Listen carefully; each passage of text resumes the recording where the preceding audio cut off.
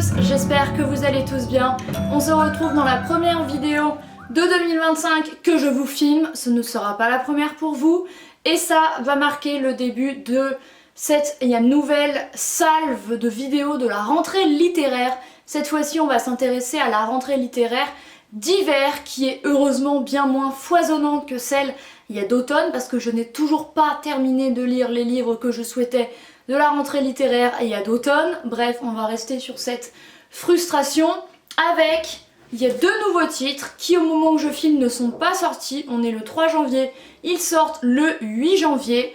Ce ne sont pas des titres hyper connus, par exemple de chez Gallimard, Grasset, il y a d'auteurs hyper connus et ça me fait très plaisir de débuter cette découverte de la rentrée littéraire avec des titres moins connus parce que c'est aussi mon envie par ici de vous proposer des romans moins diffusés, moins populaires. Donc on commence cette vidéo tout de suite. Du coup on a Les Indignes de Agustina Basterica, livre publié chez Flammarion que j'ai reçu en service de presse chez moi, livre argentin. Et on a Tout est chaos de Carmen Bramley, publié aux Presses de la Cité, celui-ci chez Flammarion, je ne sais pas si je vous l'ai dit. Bref, alors Carmen Bramley, je ne pense pas que vous la connaissez forcément, elle n'est malheureusement pas hyper connue. Mais de mon côté, je la connais depuis son tout premier roman, Pastel Fauve, qui est dans ma bibliothèque quelque part par ici, qu'elle avait écrit lorsqu'elle avait 16 ans, et depuis, j'ai lu quasiment tous ses romans. Celui-ci c'est son 5e, il m'en manque seulement un, mais du coup j'avais hyper hâte de le recevoir. Bref, on commence par celui-ci. Les Indignes de Agustina Basterica. Déjà j'adore la couverture, Flammarion propose, il y a toujours des super titres. Alors celui-ci je l'ai bien aimé, je ne l'ai pas aimé particulièrement, mais je trouvais le sujet intéressant.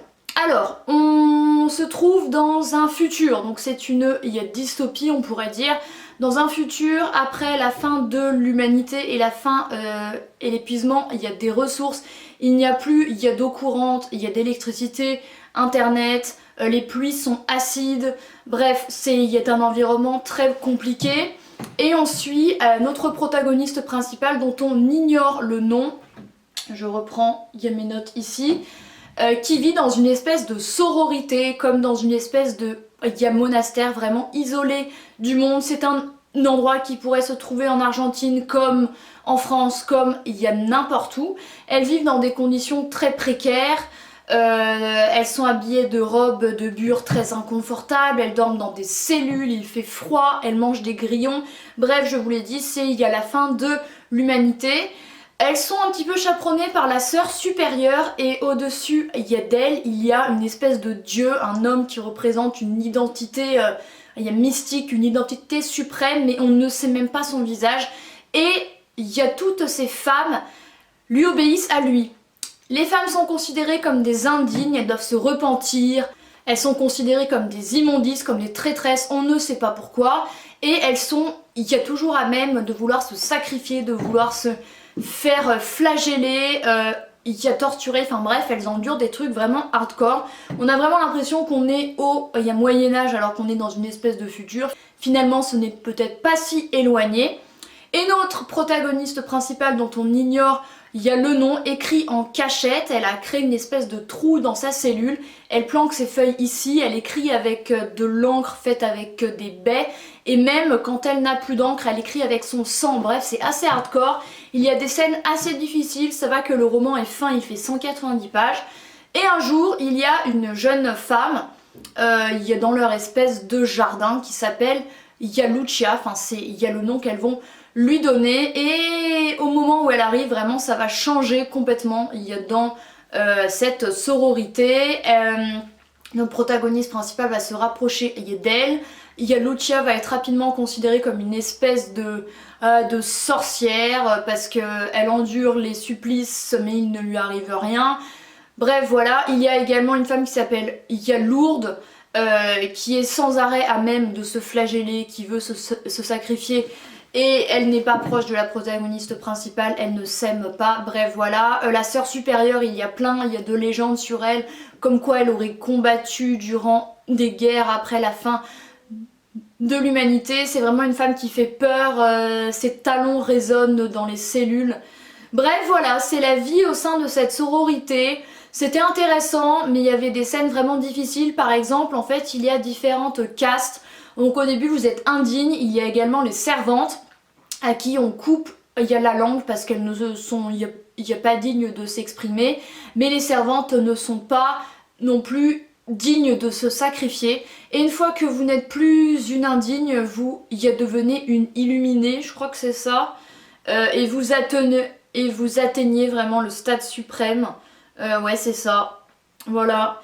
Il y a également des flashbacks dans la vie de notre protagoniste principale où elle nous parle de sa vie il y a d'avant, comme quoi elle a vécu avec des enfants sauvages, mais ils ont été tués. Elle nous parle également d'une certaine Elena qui a été enterrée vivante suite à un truc, il n'y a pas bien qu'elle a fait. Bref, c'est assez hardcore, mais la fin est assez surprenante. Voilà, je ne vais pas vous en dire plus. Donc les conditions de vie très spartiates.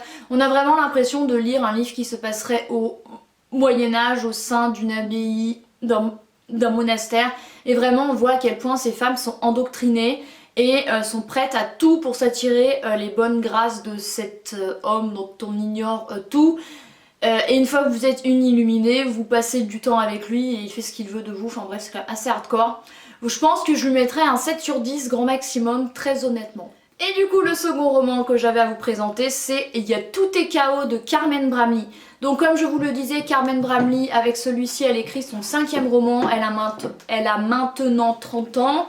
Il n'y a qu'un seul de ces romans que je n'ai pas lu. Et quand j'ai vu celui-ci, il y a dans Le Bon, enfin qui sortirait au mois de janvier, j'avais hyper hâte et je n'ai pas été déçue. C'est du coup le tout premier que j'ai lu. Je l'ai lu limite d'une traite, je crois, en une journée ou en un jour et demi. Un jour où il y a 2 jours de suite. J'ai beaucoup aimé ce roman qui nous parle de l'envers du décor de la publicité. Donc on suit Paloma, 24 ans, qui travaille chez ATK, une grande agence de publicité à Paris, à Pantin, qui se trouve dans un énorme bâtiment. Vraie société à l'intérieur en fonction de votre poste. Vous êtes elle m'a fait rire parce que vous êtes du tiers état, du clergé ou de la noblesse. Elle est du tiers état. Le clergé est représenté par la compta et les RH. Et il y a la noblesse, c'est les directeurs artistiques. C'est par exemple Clotilde, c'est par exemple il y a Margot qui sont un petit peu les chefs de cette entreprise-ci. Il y a Paloma, elle n'a pas terminé ses études à la fac, mais elle a été recrutée comme conceptrice, rédactrice assez rapidement par une des pionnières. Il y a de cette agence qui s'appelle, il y a Margot, il y a Wilson, une femme très mince, assez androgyne, qui a eu une fille assez jeune, une femme qui est très perfectionniste, enfin bref, un petit peu la Miranda Priestly mais en plus jeune quoi. Et c'est vraiment les dessous de l'univers de la publicité. C'est assez dur. Il y a Paloma du coup travaille très bien, elle est très douée, sauf qu'elle gagne le SMIC, elle est en freelance, donc elle n'est pas vraiment affiliée à l'entreprise. Il y a poste assez précaire alors que l'entreprise se porte bien. Elle vit dans un tout petit studio et elle enchaîne les relations sans lendemain. Elle le dit, elle est accro aux hommes, accro au sexe et elle veut qu'on lui fasse mal. Bref, il y a des scènes un peu spéciales où elle veut par exemple qu'un homme la fouette avec des fleurs séchées pendant l'acte. Elle n'arrive pas à s'attacher, on va savoir à peu près pourquoi. Et elle travaille avec, Benjamin, un homme assez charismatique, très doué, qui lui a enseigné plein de choses parce qu'elle arrive, de la fac, elle ne connaît rien et il lui a enseigné plein de trucs, ils rigolent ensemble, ils ont plus de 10 ans d'écart mais ils s'entendent très bien, ils font des blagues ensemble. Il y a Benjamin, il l'invite chaque jour à la cafétéria parce que ça coûte 10 balles et qu'elle n'a pas l'argent. Mais voilà, il y a Paloma hyper impliquée dans son travail, qui veut appartenir à cette grande famille, qu'elle-même critique, elle se rend bien compte des problèmes qu'il y a au sein de cette agence, des restrictions budgétaires qu'il y a, du manque de personnel, du turnover. Enfin bref, c'est le lot de plus en plus, il y a d'entreprises et quel que soit il y a le domaine et un jour il va y avoir un drame. Benjamin va être accusé par la stagiaire Anaïs à qui il a envoyé des photos pour un projet de harcèlement sexuel.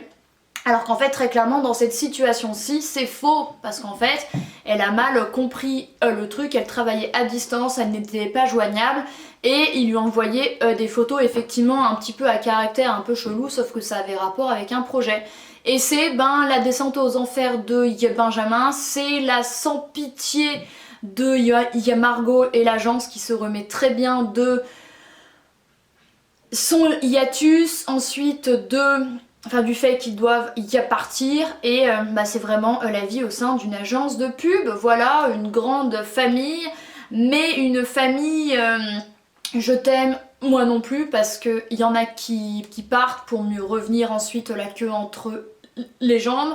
Et on a vraiment un aperçu du travail de dingue que les jeunes peuvent fournir pour se faire une place.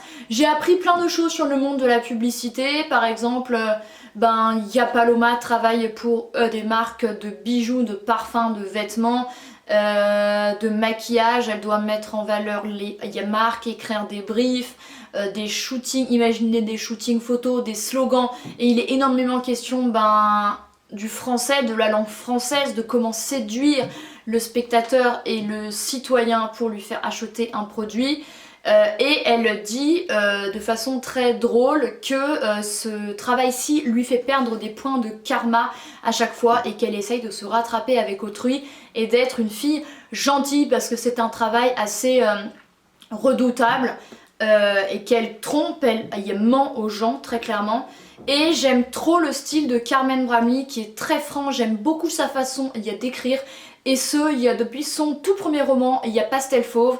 Vraiment, elle a un talent parce que il y a Pastel Fauve, elle avait 16 ans et là, elle en avait 28, 29 pour celui-ci.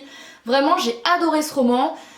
Et Paloma se trouve un petit peu le cul entre il y a deux chaises parce que Salomé, une de ses collègues, la pousse à écrire un mail à Margot qu'elle surnomme la reine, Margot, qui leur lance à chaque fois des directives. Elles doivent travailler sur plein de projets et trop de projets et elles sont sous l'eau et le soir souvent Paloma reste à travailler ultra tard, enfin bref c'est vraiment les heures sup et le caractère assez sans pitié d'une agence de publicité où les gens ont les dents longues et sont prêts à tout au niveau de leur carrière. Et Salomé du coup la pousse à écrire un mail mais Paloma ne sait pas trop parce qu'elle a pas envie d'être mal vue mais elle a envie de soutenir Benji, bref, quoi faire, c'est un dilemme qui s'impose à elle. Voilà, je vous recommande vraiment ce roman qui est vraiment très chouette, publié aux Presses de la Cité. Je ne pense pas qu'on va énormément en parler sur les réseaux et ailleurs et c'est bien, dommage parce que c'est pas une autrice hyper connue. Pour autant, elle le mérite. Je me souviens qu'il y a plusieurs années, j'avais discuté avec elle sur Facebook. Je lui avais dit à quel point j'avais trop aimé ses romans. Donc voilà, si vous souhaitez en savoir plus sur le point de vue d'une jeune fille parisienne, en savoir plus sur le monde de la publicité, sur notre époque d'aujourd'hui, je vous conseille vivement ce roman, c'est honnête, c'est frais, c'est très bien et je lui mettrai un 8,5, 9 sur 10 facilement. Et bien écoutez voilà, c'en est tout pour cette toute première vidéo rentrée littéraire hivernale avec un roman argentin dystopique et un roman de littérature française. J'ai beaucoup plus aimé celui-ci, vous l'aurez compris. Celui-ci est un petit peu plus spécial, c'est pour ça. Mais voilà, si vous aimez les dystopies, je peux vous le conseiller.